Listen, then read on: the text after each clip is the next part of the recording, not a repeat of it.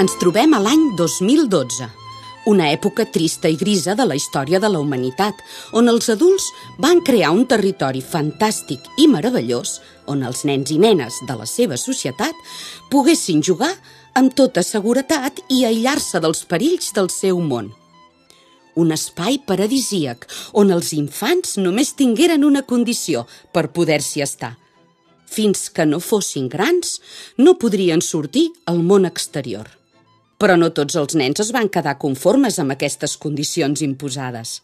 El vell Perot Marrasquí, l'únic adult a qui se li estava permès entrar al món dels nens, donada la seva condició d'heroi infantil, es va cansar de veure uns nens sense curiositat i sense ganes de viatjar a llocs nous i va decidir muntar una acadèmia d'aventurers.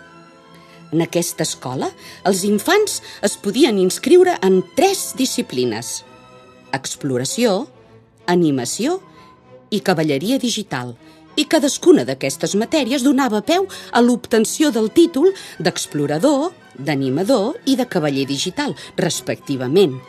La idea inicial d'en Marrasquí era que algun dia tindria una quantitat tan gran de nens i nenes apuntats que li permetria organitzar una expedició al món dels adults per mirar de salvar-lo dels valors negatius als quals havia quedat immers arran de la desastrosa primera dècada del segle XXI.